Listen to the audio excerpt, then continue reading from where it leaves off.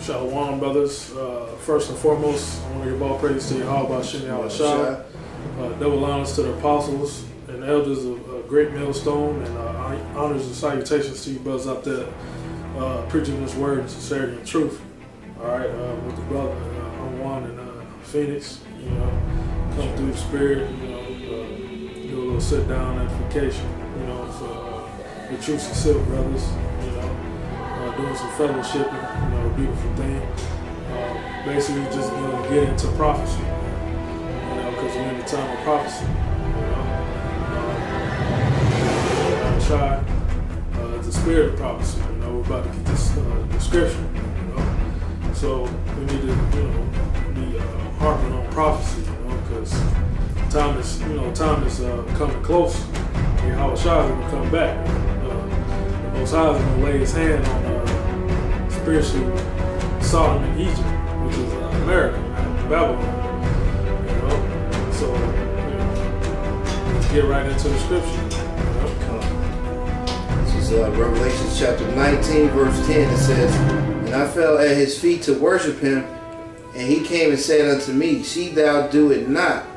I am thy fellow servant and of thy brethren." Yeah, who is that? That's John. On the island of Patmos, who's receiving prophetic tokens, from the angel, and he's basically he dropped to his feet, because he dropped to his knees, because angels, they glorious, man. They're glorious and powerful, man. So the angel said, don't worship him, because we don't supposed to worship angels, but we do supposed to worship the house shot, the top angel that's created by Yahweh, Most High, the first only begotten Son. So basically, just getting a prophetic token. It says, "I am thy fellow servant and of thy brethren that have the." It says, "that have the testimony of Yahweh Shai. Worship the Most High, for the testimony of Yahweh Shai is the spirit of prophecy." The spirit of prophecy, the spirit saying something before it happens. This whole book of the Bible is, talking about prophecy. It's prophetic from the beginning to the end, man. From Genesis has prophecies in it, all the way to Revelation that have prophecies in it, man. So can you just give me Jeremiah 28:8? Because when the Most High showed His hands, He got His prophets out, prophesying from the apostles on down, from 30 years plus, from 1960s, to 2016, out there, 40 years, 40, 50 years through the Spirit, prophesying. That's right. I got this precept for you real quick, brother. Because we don't have the spirit of the world. We have the spirit of the Lord, which is the spirit of prophecy, of knowledge, and wisdom, and understanding. This is 1 Corinthians 2, verses 12. It says, "Now we have received not the spirit of the world, but the Spirit which is of the Most High, that we might know the things that are freely given unto us of the Most High." Yep. Well, yeah, basically, going back to having the spirit of prophecy, we don't have the spirit of just world. So that's why you see brothers making these videos, going out doing the work, because the Lord has put a different spirit on us, to prophesy, to say before, to let the world know the current events and the things that's going to take place. So basically, we have the spirit of prophecy, unlike all these other camps out there and shit, man, that's bugged out and shit. Yeah,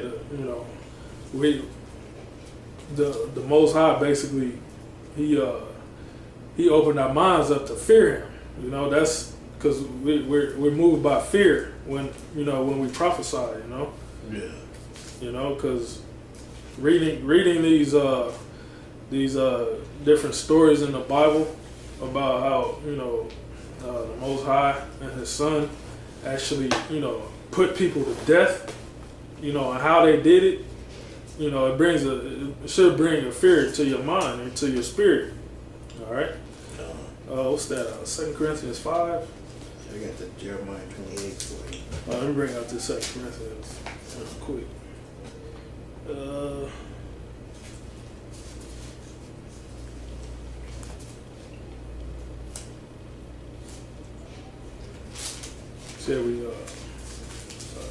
You got all these other so-called Bible scholars like the James Whites and the vocab Malones.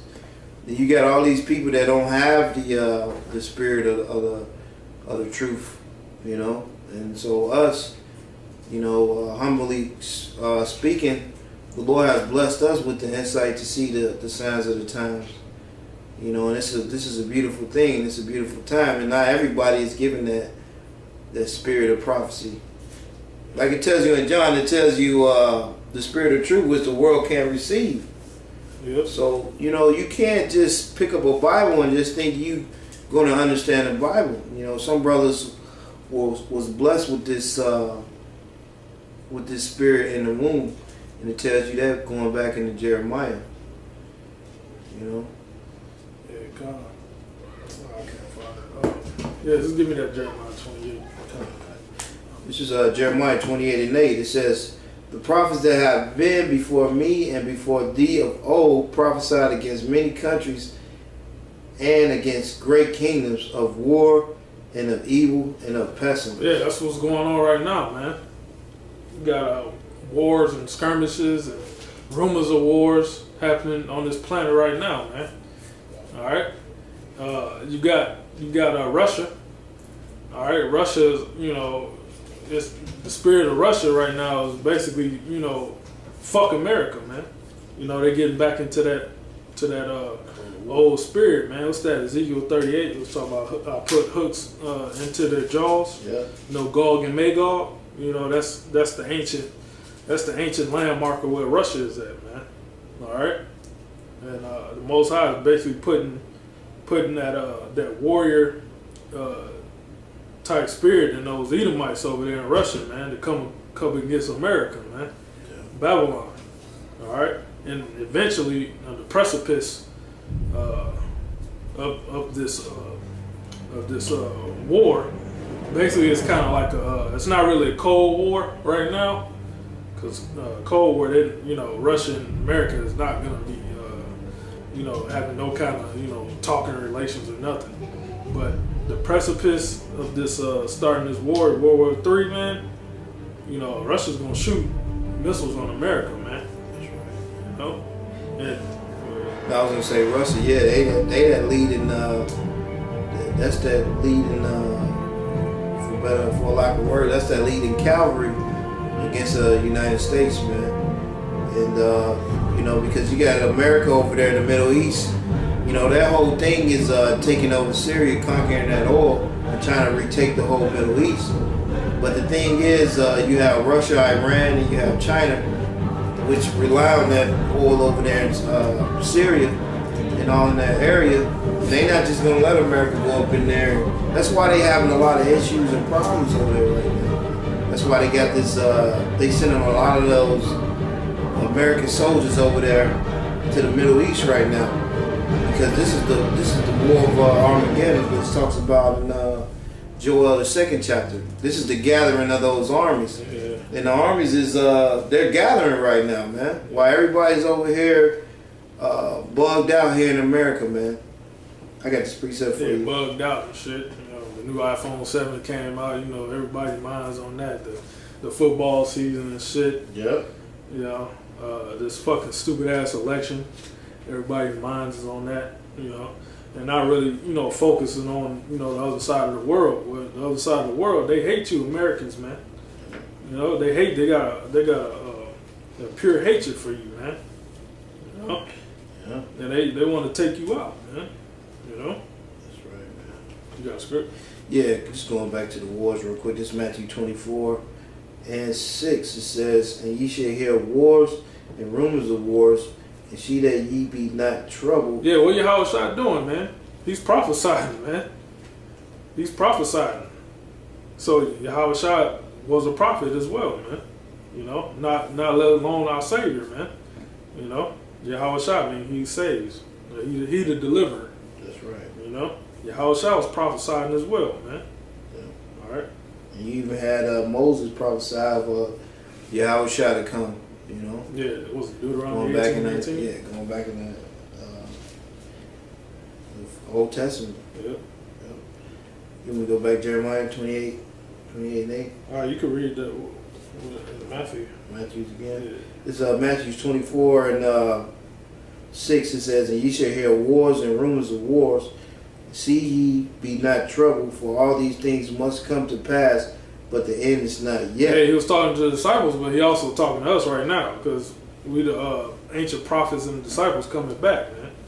You know, in the reincarnation. You know, so it's Yahushua actually talking to us right now, man. Through this Bible, man. He's actually comforting us with these words right now. Be ye not troubled for when these things come to pass. You know, go ahead. That's right. And it says, "For nation shall rise against nation, and kingdom against kingdom, and there shall be famines, pestilence, and earthquakes in diverse places." Yep, all that's happening. Yeah, that's hard right there. All that's happening because man. all that is happening. All that's happening.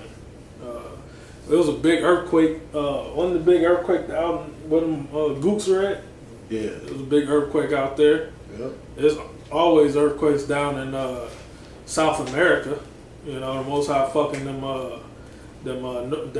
northern kingdoms up. You they know. got the famines and shit down there right now too. You know. Yeah. Venezuela. Yeah. You know, Venezuela is like what you call that?